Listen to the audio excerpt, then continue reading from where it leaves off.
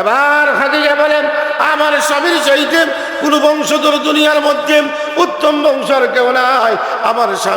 আমার স্বামীর চাইতে দুনিয়ার কেউ নাই। আমার স্বামীর চাইতে সুন্দর যুবক আর দুনিয়াতে কেউ হতে পারে না। আমার স্বামীর চাইতে চরিত্রওয়ালা মানুষ আর কেউ হতে পারে না।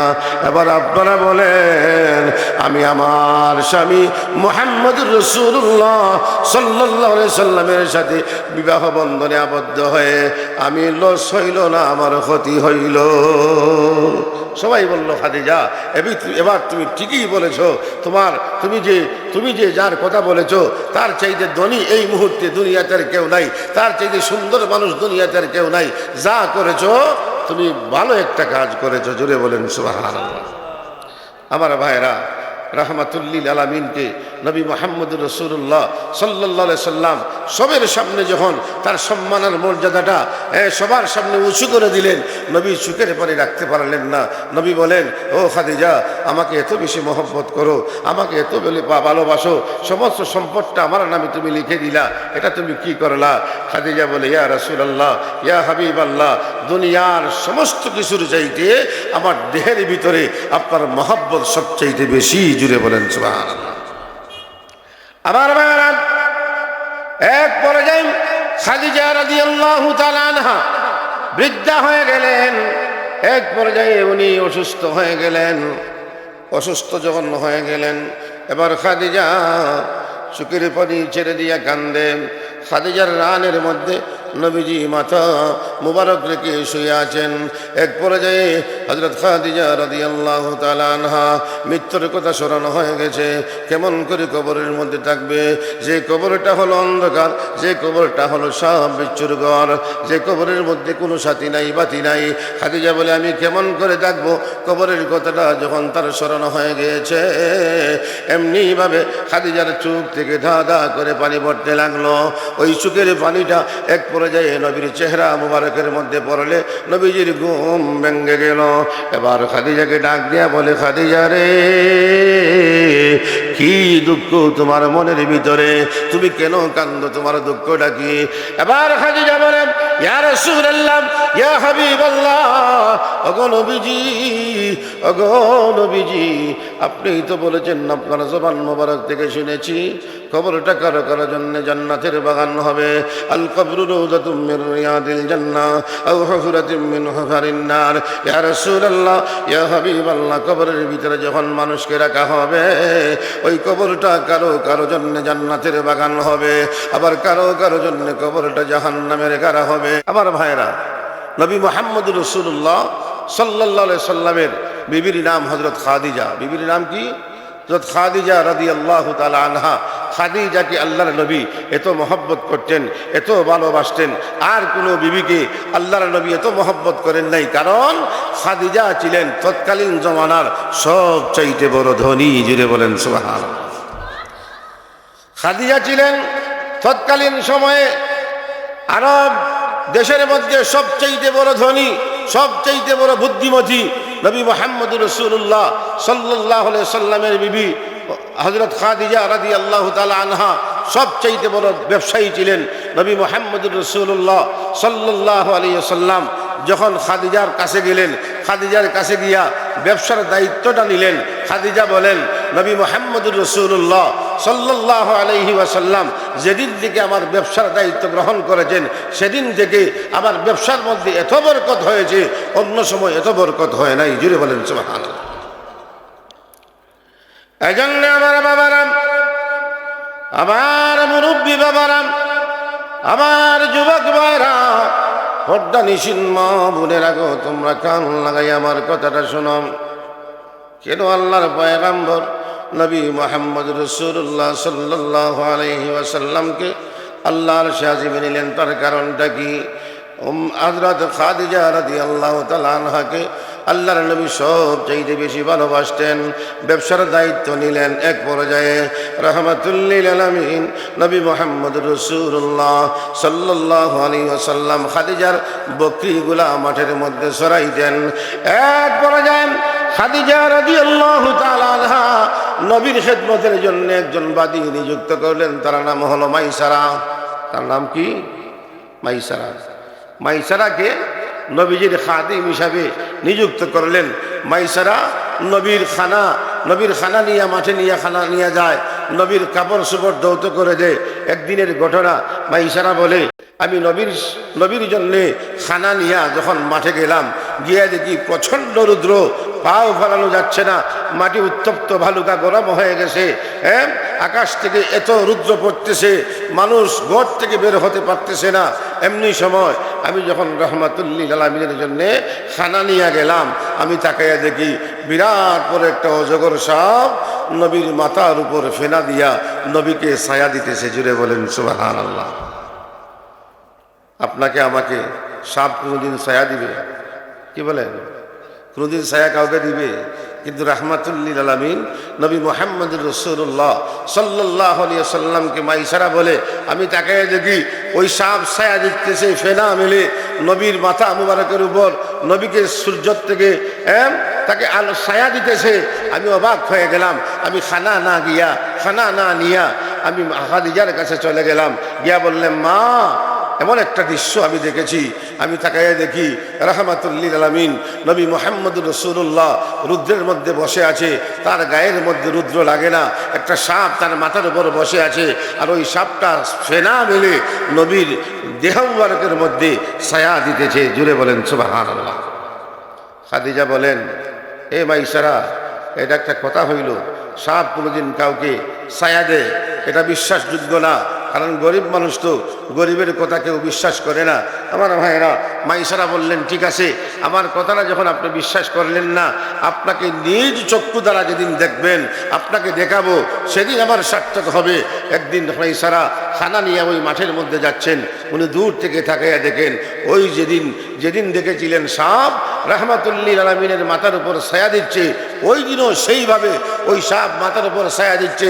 দৌড়াইয়া খাদিজার কাছে গেলেন, গিয়া বললেন খাদিজা, সেদিন বলেছিলাম বিশ্বাস করেন নাই, আজকে আসেন আপনি নিজ চোখে দেখবেন নবী মুহাম্মদুর রাসূলুল্লাহ সাল্লাল্লাহু আলাইহি ওয়াসাল্লামকে একটা অজগর সাপ মাথার উপর ফেনা মেলে আছে আর রুদ্র থেকে তাকে হেফাজত করতেছে।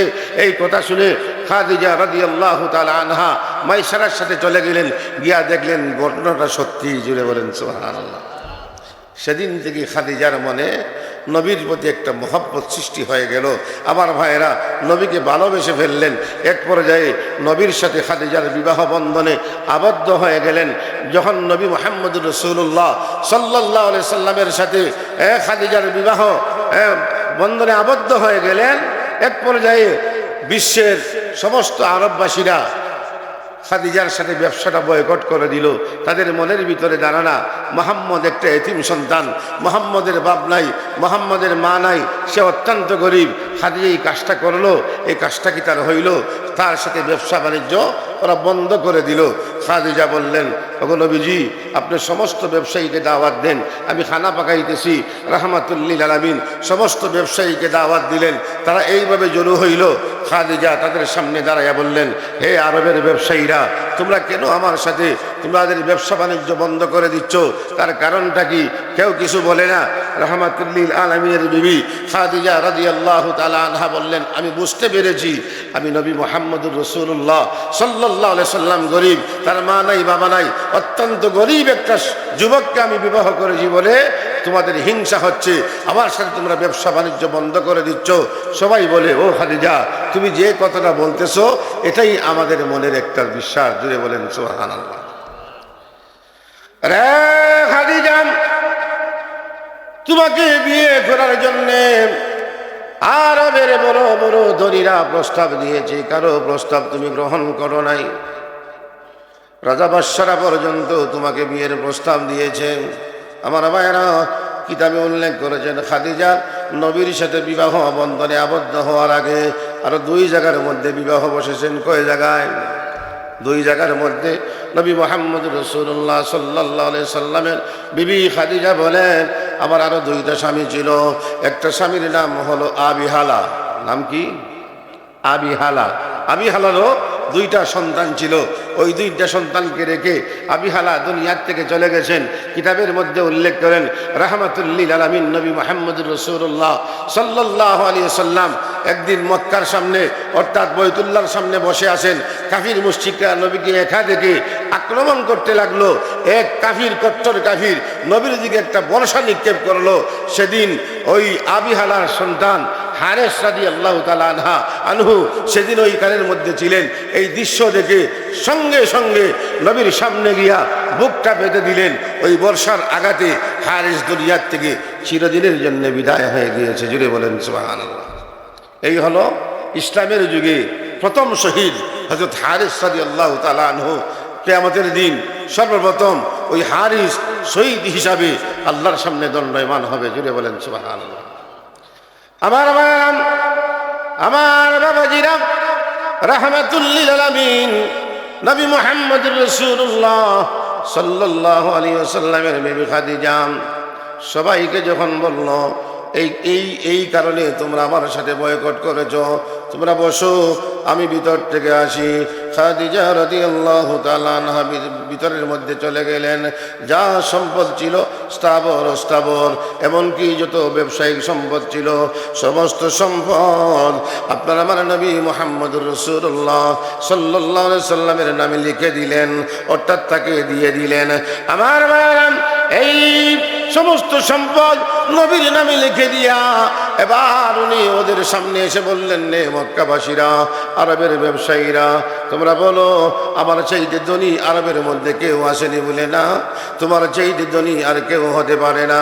আজকে তোমরা জেনে নাও আমি খাদিজার যত সম্পদ আছে স্থাবর যত সম্পদ এই মুহূর্তে আমার স্বামী নবী মুহাম্মদুর রাসূলুল্লাহ সাল্লাল্লাহু আলাইহি ওয়াসাল্লামের নামে লিখে দিলাম। এবার তোমরা বলো আমার স্বামীর চাইতে ধনী এই আরব দেশের মধ্যে কেউ আছে? সবাই বলল না, এই মুহূর্তে মুহাম্মদুর রাসূলুল্লাহ সাল্লাল্লাহু আলাইহি সাল্লামের চাইতে ধনী আর কেউ নাই। জুড়ে বলেন সুবহানাল্লাহ। খাদিজা বলেন, রে আরবের বাসীরা তোমরা শুনো, আমার নবীর চাইতে আমার স্বামীর চাইতে চরিত্রবান যুবক কি আর মক্কা মদিনায় কেউ আছে? সবাই বলল না না না, মুহাম্মদের চাইতে চরিত্রবান যুবক আর কেউ হতে পারে না। কারণ আরবের মানুষেরা সেদিন নবীকে লকব দিয়েছিল আল্লাহ আমিন, নবীকে লকব দিয়েছিল বিশ্বাসী। আমার ভাইয়েরা, তারা নবীকে অনেক সম্মান করত।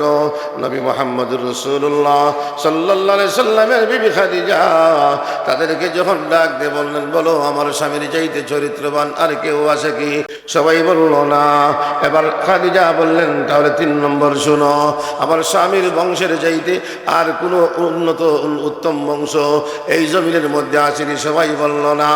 এবার খাদিজা বলেন, আমার স্বামীর চাইতে কোনো বংশধর দুনিয়ার মধ্যে উত্তম বংশ আর কেউ নাই। আমার স্বামীর চাইতে ধনী আর কেউ নাই। আমার স্বামীর চাইতে সুন্দর যুবক আর দুনিয়াতে কেউ হতে পারে না। আমার স্বামীর চাইতে চরিত্রওয়ালা মানুষ আর কেউ হতে পারে না। এবার আপনারা বলেন, আমি আমার স্বামী মুহাম্মদুর রাসূলুল্লাহ সাল্লাল্লাহু আলাইহি সাল্লামের সাথে বিবাহ বন্ধনে আবদ্ধ হয়ে আমি লস হইল না, আমার ক্ষতি হইল? সবাই বলল, খাদিজা এবার তুমি ঠিকই বলেছো। তুমি যে যার কথা বলেছো তার চাইতে ধনী এই মুহূর্তে দুনিয়াতে আর কেউ নাই, তার চাইতে সুন্দর মানুষ দুনিয়াতে আর কেউ নাই। যা করেছো তুমি ভালো একটা কাজ করেছো। জুড়ে বলেন সুবহানাল্লাহ। আমার ভাইরা, রাহমাতুল লিল আলামিনকে নবী মুহাম্মদুর রাসূলুল্লাহ সাল্লাল্লাহু আলাইহি সাল্লাম সবের সামনে যখন তার সম্মানের মর্যাদাটা সবার সামনে উঁচু করে দিলেন, নবী সুখের পরে রাখতে পারলেন না। নবী বলেন, ও খাদিজা, আমাকে এত বেশি মহব্বত করো, আমাকে এত ভালোবাসো, সমস্ত সম্পদটা আমার নামে তুমি লিখে দিলা, এটা তুমি কি করলা? খাদিজা বলে, ইয়া রাসূলুল্লাহ, ইয়া হাবিবাল্লাহ, দুনিয়ার সমস্ত কিছুর চাইতে আমার দেহের ভিতরে আপনার মহব্বত সবচাইতে বেশি। জুড়ে বলেন সুবহানাল্লাহ।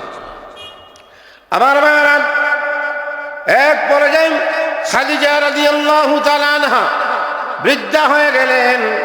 এক পর্যায়ে উনি অসুস্থ হয়ে গেলেন। অসুস্থ যখন হয়ে গেলেন, এবার খাদিজা চোখের পানি ছেড়ে দিয়া কান্দে। খাদিজার রানের মধ্যে নবীজি মাথা মুবারক রেখে শুয়ে আছেন। এক পর্যায়ে হযরত খাদিজা রাদিয়াল্লাহু তাআলা আনহা মৃত্যুর কথা স্মরণ হয়ে গেছে। কেমন করে কবরের মধ্যে থাকবে, যে কবরটা হলো অন্ধকার, যে কবরটা হলো সব বিচ্ছুর ঘর, যে কবরের মধ্যে কোনো সাথী নাই বাতি নাই। খাদিজা বলে আমি কেমন করে থাকবো?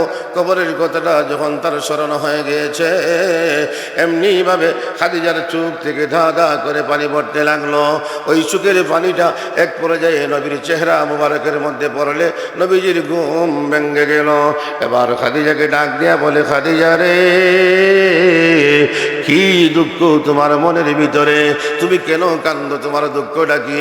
এবার খাদিজা বলেন, ইয়া রাসূলুল্লাহ, ইয়া হাবিবাল্লাহ, ওগো নবীজি, ওগো নবীজি, আপনিই তো বলেছেন, আপনার জবান মোবারক থেকে শুনেছি কবরটা কারো কারো জন্য জান্নাতের বাগান হবে। আল কবরু রাউযাতুম মির রিয়াদিল জান্নাহ আও হুফরাতুম মিন হুফারিন নার। ইয়া রাসূলুল্লাহ, ইয়া হাবিবাল্লাহ, কবরের ভিতরে যখন মানুষকে রাখা হবে, ওই কবরটা কারো কারো জন্য জান্নাতের বাগান হবে, আবার কারো কারো জন্য কবরটা জাহান্নামের গাড়া হবে। ইয়া রাসূলুল্লাহ, ইয়া হাবিবাল্লাহ, আমার ভয় হয় আমার কবরটা জাহান্নামের গাড়া হয়ে যায়। আমি খাদিজা কেমন করে কবরের ভিতরে থাকবো? আমি খাদিজা কেমন করে কবরের ভিতরে থাকবো? ইয়া রাসূলুল্লাহ, ইয়া হাবিবাল্লাহ, আমার মনে হয় আমি আর বেশি দিন বাঁচবো না। আপনার কাছে আমি 3টা আবদার করতে চাই। বলেন না গো নবীজি, আমার আবদারটা আপনি পুরা করবেননি? নবীজি বলেন, খাদিজা রে, জীবনে কোনোদিন আমার কাছে কোনো আবদার করো নাই। ভালো খাবার আমি নবী তোমার সামনে পরিবেশন করতে পারি নাই, ভালো কাপড় তোমাকে আমি কোনোদিন পরাতে পারি নাই, এরপরেও তুমি আমাকে কোনোদিন বলো নাই এইটা এনে দাও। এমনকি পয়গম্বররাও জানে না, আসমানের ফেরেশতারাও জানে না কে কোন দিন মরবে, একমাত্র জানেন কে? জুড়ে বলেন, আরো জুড়ে বলেন কে? আল্লাহ নাম নিতে কি আপনার শরম লাগে? আল্লাহ নাম নিতে যত নিবেন ততই মজা লাগে। আল্লাহ আল্লাহ ক্যা মুবারক নাম হ্যায়, আল্লাহ আল্লাহ ক্যা মুবারক নাম হ্যায়, আল্লাহ আল্লাহ মোমিনো কা কাম হ্যায়, আল্লাহ আল্লাহ মোমিনো কা কাম হ্যায়। জুড়ে বলেন ঠিক কিনা? আমার বাবাজিরাম, আমার বন্ধুরাম, আল্লাহ বলেন, রে দুনিয়ার মানুষেরা, কোন দিন কোন মানুষ কোন জায়গায় মরবে? আপনি লন্ডন মরবেন না আমেরিকায় মরবেন, আপনি বাংলাদেশে মরবেন না ইন্ডিয়ায় মরবেন, আপনি গাড়ি অ্যাক্সিডেন্ট করে মরবেন না, আপনি বেমারে মরবেন, আপনি পানিতে ডুবে মরবেন না, আপনাকে কেউ হত্যা করবে কেউ জানে না। মরার খবর জানেন শুধুমাত্র কেবলমাত্র আমার আল্লাহ। যদি বলেন ঠিক কিনা? মরার খবর কেউ জানে না, একমাত্র জানেন আল্লাহ। খাদিজা বলেন, ইয়া রাসূলুল্লাহ, ইয়া হাবিবাল্লাহ, কোন সময় আমার মরণ হয় আমি জানি না। আমার ভাইরা, এই আয়াতের প্রেক্ষিতে মুফাসসিরে কেরাম একটা ঘটনা উল্লেখ করেছেন। ঘটনাটা কি আপনাদের সামনে বলবো? কি বলেন, বলবো? ফাতেমা রাদিয়াল্লাহু তাআলা আনহা, নবীর কি হয়? নবীর মেয়ে, কলিজার টুকরা মেয়ে। বলো, তুমি কেন কাঁদতেছো? তোমার কান্না আমি আলী বরদাস্ত করতে পারি না। তোমাকে যেদিন আমি বিবাহ বন্ধনে তোমার সাথে যখন আমি আবদ্ধ হয়েছি, রাহমাতুল লিল আমাকে বলেছেন, হাযিহি বিদআতুম মিন্নি, হে আলী, শুধু আমার মেয়ে, শুধু ফাতেমা আমার মেয়ে না, আমার শরীরের একটা অংশ। জুড়ে বলেন সুবহানাল্লাহ। রে ফাতেমা, তোমার কান্না আমি আলী বরদাস্ত করতে পারি না। কি দুঃখ তোমার মনের ভিতরে, কেন রে কান্দ? আমি জানতে চাই। এবার আল্লাহর দোহাই দিয়ে যখন বললেন, ফাতেমা বলেন, আলী রে, ওগো আমার প্রাণের স্বামী, আমি আমার জীবনের জন্য কান্দি না। আজকে রাত্রে স্বপ্নে দেখেছি আমি আজকে দুনিয়ার থেকে চিরদিনের জন্য বিদায় হয়ে যাব। ফাতেমা রে, তুমি কেমন করে জানলা দুনিয়া থেকে তুমি আজকেই বিদায় হয়ে যাবা? এটা কেমন করে জানলা? মরার খবর তো আল্লাহ ছাড়া কেউ জানে না। আল্লাহ যেদিন যার মরণটা নির্ধারিত করে রেখেছে সেদিনই তার মরণ হবে। আল্লাহ বলেন ইজা আজালুহুম লা ইস্তাগফিরুনা সাআতাও ওয়ালা ইস্তাকদিমুন। জুড়ে বলেন সুবহানাল্লাহ। যার মরণ যেদিন নির্ধারণ করা হয়েছে সেদিনই তাকে মরতে হবে, একটা মিনিট আগেও না, একটা মিনিট পরেও না। ফাতেমা তুমি কেমন করে জানলা আজকেই তুমি আমার মৃত্যু হবে, আজকেই তুমি দুনিয়ার থেকে চলে যাবা, কেমন করে জানলা? ফাতেমা এবার বলে স্বামী, দুইটা কারণে আমি জানতে পেরেছি, দুইটা কারণে আমি বুঝতে পেরেছি আজকেই আমি দুনিয়ার থেকে চিরদিনের জন্য বিদায় হয়ে যাব। ও আলী, আমি আর দুনিয়াতে থাকবো না। আলী এবার বলে ফাতেমা, আমার জানতে ইচ্ছা করে কোন দুইটা কারণে তুমি বুঝতে পেরেছো আজকে তুমি দুনিয়ার থেকে চিরদিনের জন্য বিদায় হবা? এবার ফাতেমা বলে, রে স্বামী, আজকে রাত্রিবেলা তোমাদের সাথে তুমি এবং তোমার দুইটা সন্তানকে একত্রিত করে এক দস্তরখায় আমরা খাবার খেয়েছি। খাবার খেয়ে আমি যখন ঘুমিয়ে গেছি স্বপ্নের মাধ্যমে আমি তাকাইয়া দেখি আমার বাবা রহমাতুল্লিল আলামিন আমার ঘরে এসেছে। এসে এদিক ওদিক তাকাইতেছে। আমি অবাক হয়ে গেলাম, রহমাতুল্লিল আলামিন গভীর রাত্রে কেন আমার ঘরে এসেছে? আমি জিজ্ঞাসা করলাম, আব্বা কেন গো আপনি গভীর রাত্রে আমার ঘরে এসেছেন? কি আপনি তালাশ করতেছেন? এবার রহমাতুল্লিল আলামিন বলে, ফাতেমা রে, আমি তোকেই তালাশ করছিলাম, তোকেই আমি তালাশ করছিলাম। এবার ফাতেমা বলেন, আমাকে কেন তালাশ করতেছেন, কেন খুঁজতেছেন? রহমাতুল্লিল শেষ করে দিলাম, বারবার আপনি হয়ে রাখালি এত যদি তারা ওরা থাকে আর কি তার লাগে বদর মধ্যে যাবেন আপনারা। আল্লাহুম্মা সাল্লি আলা মাওলানা মুহাম্মাদ ওয়া আলা আলি সাইয়্যিদিনা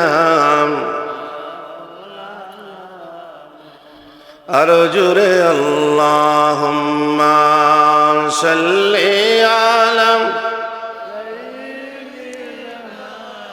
মাওলানা মুহাম্মাদ ওয়া আলা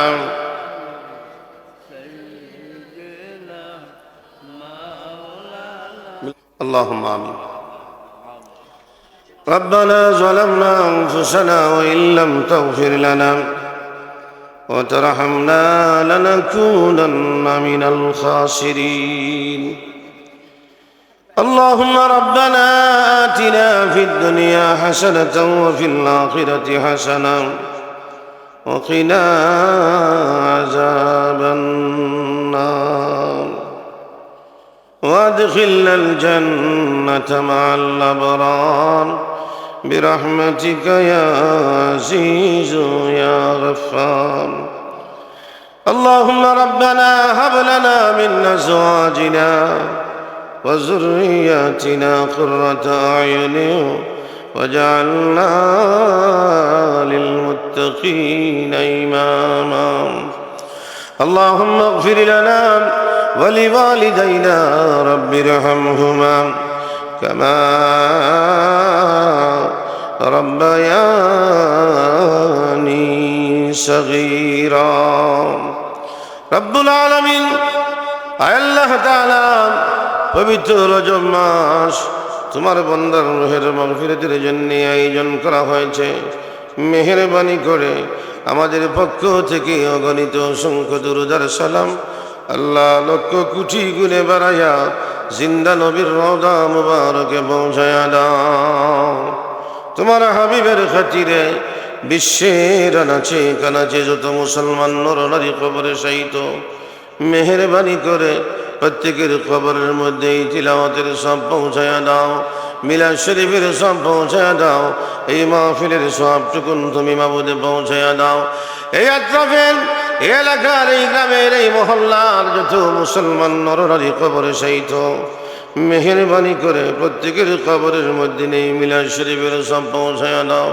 মিলাদ শরীফের খাতিরে আজকের এই মাহফিলের খাতিরে আমাদের জিন্দগির সমস্ত গুনাহ খাতা তুমি মাবুদে মাফ করে দাও। আল্লাহ আমরা জানি আমরা গুনাহগার, আমরার মতো গুনাহগার আসমানের নিচে জমিনের উপরে আর কেউ নাই। গুনাহ করে করে জিন্দগিটা বরবাদ করে দিয়েছি। গুনার দিকে তাকালে জাহান্নাম ছাড়া কোনো কিছু দেখা যায় না। আল্লাহ জীবনের গুনাহ লইয়া তোমার মায়ার বান্দাদের সঙ্গে লইয়া, আলিম উলামার সঙ্গে লইয়া, সাদা দাড়িওয়ালা মুরব্বীদেরকে সঙ্গে লইয়া, পর্দানিশীন মা বোনদেরকে সঙ্গে লইয়া আমি গুনাহগার, তুমি মনিবের দরবারে দুইটা ভিক্ষার হাত উঠাইছি। আল্লাহ আমাদের জীবনের সমস্ত গুনাহ খাতা তুমি মাবুদে মাফ করে দাও। তওবা করে আবার তওবা ভাঙ্গিলাম, অবশেষে খাঁটি তওবা করিলাম, অবশেষে খাঁটি তওবা করিলাম। রব্বানা রব্বানা রব্বানা মাফ করে দাও জীবনের সব গুনাহ, মাফ করে দাও জীবনের সব গুনাহ। যত গুনাহ করছি গো মাবুদ জীবনে, মাফ করে দাও দয়াল নবীর খাতিরে। সকলেরই দরগা হইতে আল্লাহ ফিরিয়া তোমারি রোজায় রইলাম পড়িয়া, তোমারি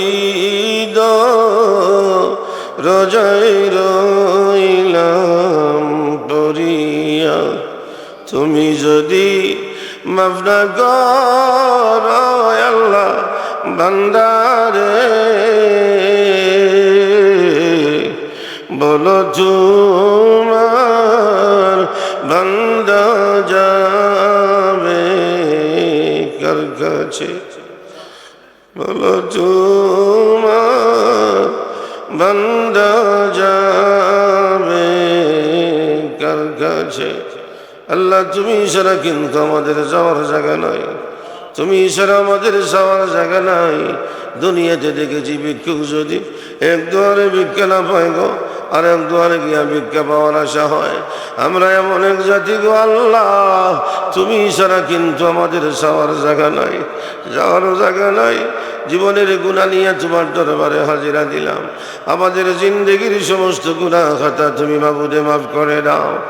আল্লাহ আমাদের মা বাবাকে মাফ করে দাও, আমাদের দাদা দাদি নানা নানি খেসাকারি বংশ বুনিয়াদ আল্লাহ যারা দুনিয়ার থেকে চিরদিনের জন্য বিদায় হয়ে গেছে, এই মাহফিলের মধ্যে অনেকের মা নাই, অনেকের বাবা নাই, কে জানি চিরজীবনের জন্য মা হারা হয়ে গেছে। আমরা যারা মা হারিয়েছি, মা বলে ডাকার মতো যার দুনিয়াতে কেউ নাই, মা ডাক শুনলে কলিজার মধ্যে দাও দাও করে আগুন জ্বলে।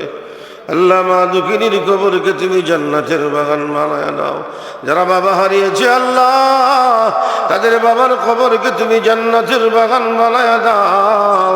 আল্লাহ আমরা যারা মা বাবা দুনিয়াতে আসেন, হায়াত বানায়া দাও, আমাদের হায়াত বানায়া দাও, আমাদের বাচ্চাদের হায়াত তুমি বাবুদে বানায়া দাও। যাকে উদ্দেশ্য করে আজকের আয়োজন, আল্লাহ তোমার বন্দার কবরকে তুমি জান্নাতের বাগান বানায়া দাও। আল্লাহ তোমার বন্দার মা বাবাকে মাফ করে দাও। আল্লাহ আওলাদ হলদের সবরে জামিল ইখতিয়ার করার জন্য তৌফিক করে দাও। যারা এই মাহফিলের আয়োজন করেছেন তুমি কবুল ফরমাও। টাকা দিয়া, পয়সা দিয়া, বুদ্ধি দিয়া, শ্রম দিয়া যারা আল্লাহ সাহায্য সহযোগিতা করেছে তুমি কবুল আর মঞ্জুর ফরমাও। আল্লাহ তোমার বান্দার ভাই অসুস্থতার দরখাস্ত করেছে, মালিক তুমি মাবুদে শিফা দান ফরমাও। আল্লাহ তুমি যদি মাফ না করো, তুমি যদি ভালো না করো, দুনিয়ার কোনো শক্তি নাই ভালো করার। দুনিয়ার কোনো ডাক্তারের কবিরাজে কাজে আসবে না যদি তোমার দয়া না হয়। আল্লাহ তোমার গাইবি দেওয়াই দ্বারা তুমি শিফা দান ফরমাও।